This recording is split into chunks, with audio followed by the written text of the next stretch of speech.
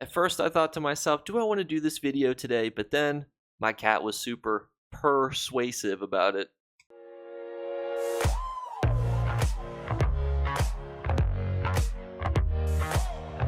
What's going on, YouTube? So today I'm going to give you a little bit of a content warning up front. This will be a Child Protective Services story. However, we're not going to be focused so much on that aspect of it, but more so the components of that story that led to me getting my co-host, who was at the time a 3-month-old cat.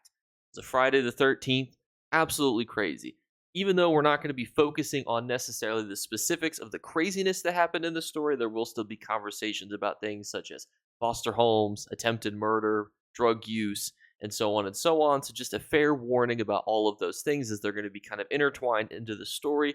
I also have changed some genders and some things around for some people. I've not embellished the story in any way. It's already crazy as is. I've just changed around a couple details. That way people watching this might not think, was there a cat in the car while Jacob was placing me into foster care? Hopefully nobody can draw any sort of ties back to themselves, just in case they would watch this video. So to set the scene, it is Friday the 13th. I am in the office because I know that I am going to be up soon. Up is a term for workers. Basically, it means that whatever emergency investigation, assessment, or thing comes next, it's going to you, regardless of how crazy it is, what it is, or when it comes in. It could come in at 4:29. If you're still clocked in, you're getting the investigation. So I prepared myself mentally to work late because I knew I was next, and it was Friday the 13th. So I knew something crazy was going to happen. Did not anticipate this, however. So we get a call from the hospital. The hospital is saying essentially that there is a grandmother of a newborn baby there, high on drugs, attempting to kill the baby,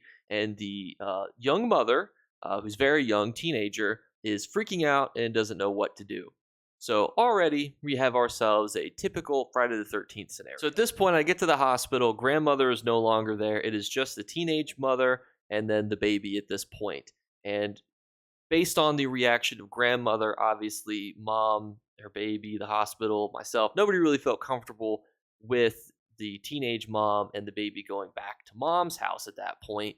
So we then started a foster home search. Now, and we would also have to get a verbal court order to remove the child and basically place her into a foster home. I think it's important to note at this point too, is obviously we didn't have a foster home identified. So what I would do is I talked to the teenager. I said, hey, we're going to have to find somewhere for you to go. Are there any sort of specific demographics that you're comfortable with? Any areas that you prefer over another? I want to keep you as involved in the process as much as possible. And I think that that's essential. If you're a caseworker or somebody listening and watching, keep your families, everybody involved as much into the decision-making process as possible, and it will pay off later, because then they'll find something that they're comfortable with. And if you find multiple options, who better to pick than the person that's going to be staying there? So at that point, I took down all the information, what her preferences would be, the areas, demographics, things like that. People she also might have known that could potentially be a resource. Took all that back to the office at this point. So I get back to the office, and my cubicle directly across from me is another one of my coworkers who also happened to be working late. She told me basically, a very simple set of circumstances. Family got evicted, had nowhere to go. Our agency paid for a hotel room. However, they couldn't find some place for some of their possessions to go, and there was a 3-month-old, they thought, ish kitten that was with them. So the kitten was actually in the office with my coworker, sitting in a box on her desk. They tried to put the cat so high up that she wouldn't go and jump around everywhere that she wasn't supposed to. Spoiler, this wouldn't stop her from going wherever she wanted to. So at this point, I'm like, oh, okay, well, good luck finding, a place and home for the cat. I've never had a cat before at this point, so I'm not chomping at the bit to volunteer because I don't know how to raise a cat. You'd hear about some situations later as to how I definitely don't know how to raise a cat. And I'm doing work, getting a verbal court order. We found a foster home, people that she knew previously, friends of her sister. She was able to then go to that foster home. And, as I'm wrapping everything up, the cat, whose name is Evie, gets out of the box and walks over to my cubicle and just flops and falls asleep on my foot, just like on my foot. And I was like, this is the cutest thing I've ever seen in my entire life. And she, my coworker, who's been working all day, late on a Friday, is like, I don't know what else to do. And I was like, look, I'll take the cat. You can finish your day.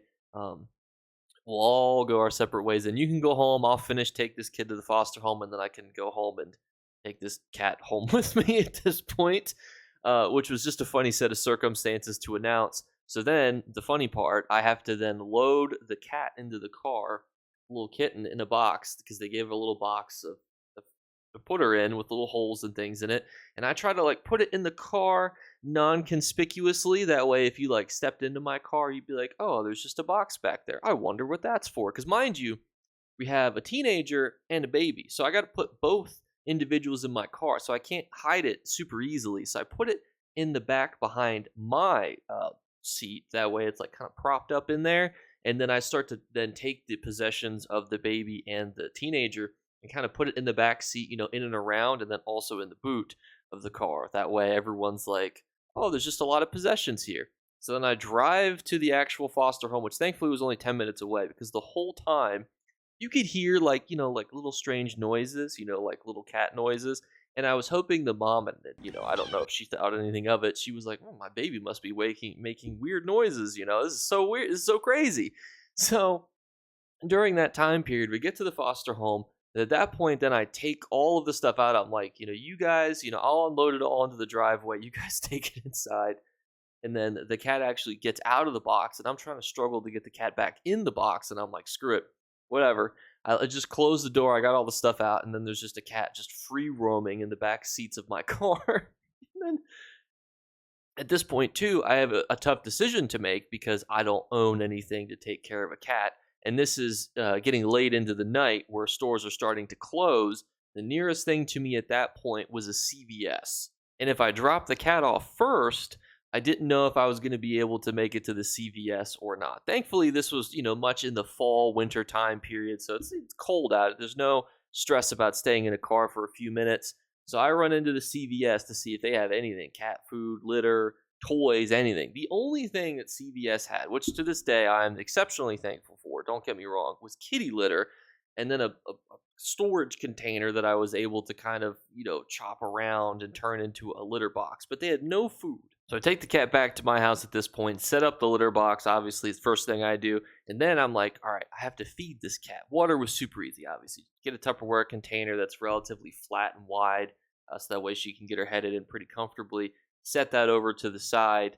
And then at that point, too, I'm like, all right, just need to get the food part down. So I make a bunch of hot dogs, and then I tried to give her the hot dogs. And I was like, all right, makes sense. The hot dog is basically the same size as you. I get it. I'd be a little... If somebody gave me a steak that was the size of me, perhaps I would be a little off put too. So I chopped it up into little fragments, and still she was not interested in the hot dogs. And I was like, look, maybe you're not interested in processed meat. I get it. Let's get you something different. So I made her unseasoned chicken, which, contrary to popular belief as a white person, is not how I normally make my chicken. I do have seasonings in my house, I promise. So I give her the seasoned chicken, and thankfully at that point she does eat that. That was what I was most concerned about at the end of the first night, was just how can I possibly make sure that she has eaten food, that she has water, and that she has, a litter box, and then she's got somewhere comfortable to sleep. Somewhere comfortable to sleep was actually relatively easy. I took one of those cardboard lids, essentially, if you've ever gotten those white kind of office containers, took that off, and then took a blanket, wrapped the blanket in the actual lid, and then kind of set that next to where like her favorite spot was. I tried to like kind of see what areas of the apartment that she was really into. She was really into the portion next to the couch, which at the time would have been like right here. So I set it right there, and she would kind of chill in there all day.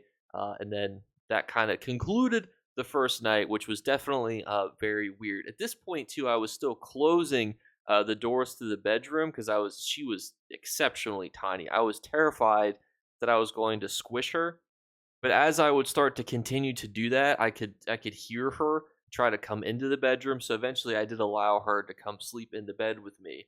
And fun fact too, I don't know how she picked up on this. My kind of running theory is that, I would be on the phone or I would be on Xbox talking to somebody and say, hey, I'm going to bed, guys. And then I would go to bed, I'd go to the bedroom, and she follows me. Like, she knows what that word means.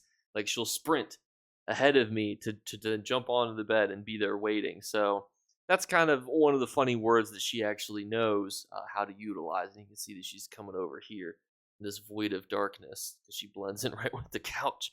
She's probably like, why are you saying all these words that I know? You're not making any efforts to go to bed right now. So those that was kind of the end of the first, couple period of time that I had her. It was a jarring experience, but I would say though, like it was relatively easy. I was terrified that I would have to learn all of these different types of things, that I'd have to curb different behaviors or do things differently.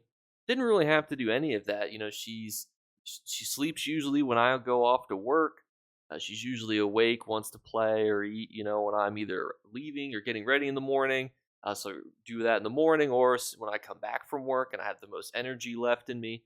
So her schedule synced up to mine, really nicely, and it's been a really nice process. As someone who's never owned a cat before and was, basically warned by everyone who's never owned one, that they're very independent and they're not very, social. She's been great. You've seen her in videos. She's completely she gets more views than I do sometimes. But I will continue to make sure that she is in all the YouTube shorts and all the YouTube content that you guys want.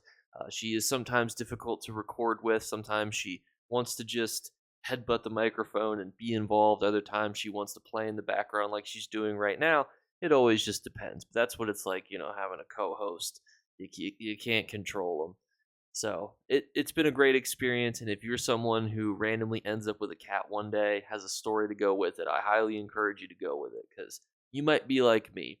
You start your day on a Friday the 13th, you get a call about attempted murder and a mom hallucinating on drugs in a hospital, and then bada bing, bada boom, just 14 hours later, you end up with a cat in your home. Then you're trying to feed hot dogs, and it's looking at you like you got three heads. Then you end up making chicken that you wanted to eat for yourself, but then you have to eat the extra hot dogs that she didn't sniff for 10 minutes. So it all worked out. And that, dear friends, is going to wrap up the video. If you have any more questions or comments, or if you enjoy CPS stories, we're definitely open to making more of them. And I do have a side channel, obviously, where we could do more frequent uploads of stuff like that too, obviously. This is more so, obviously, related to the Elder Scrolls Online content. Try to keep it that way. But so many of you guys on stream, were so interested in it. So I was like, oh, we'll put it on the main channel, see how it does. You guys really enjoyed the shorts that she's been in. We're still doing our 3 giveaway drawings. All you have to do to enter is be subscribed, like the video, and third giveaway winner will be for a random word that's flashed upon the screen. If you're the first person to comment it, you will win. Thank you guys so much again, and I'll catch you later. Bye, guys. You better remember to like and subscribe to Jake Clips. Or you should. I might have to pluck your eyes if you don't. Or, better yet, I'll skip rope with your entrails. Do it now. Subscribe. Ta-ta. Off with you. Thank you for sticking around past the outro here. There's been so many interesting things that have happened at CPS that this is not even in the top 5. So that's where I was like, a series about CPS stories. Or if you've ever watched that guy who does it for first responders, who does the real things I've heard as a, first responder. I thought about making a series similar to that, real things I've heard. People make the craziest excuses. People, you just see things that you think are crazy. The funniest thing to me are when you look at, you might get a call and you think there's no way that this is true. Number one example. So there was a home that was alleged that every time they flicked on one of the lights, the power switches, the wall would go up in flames. And then when you would turn it off, the flames would dissipate. And we were like, there's no way that that's true. It was 100% true. And I spent so much brain power trying to figure out, like, how is this possible? And it's just stuff like that that just makes you go, there's just no way that the world exists in the way that I know it to exist, because to me that just sounds like pure fiction. So if you're interested in more stuff like that, definitely let me know in the comments below, and I'll catch you later. Peace.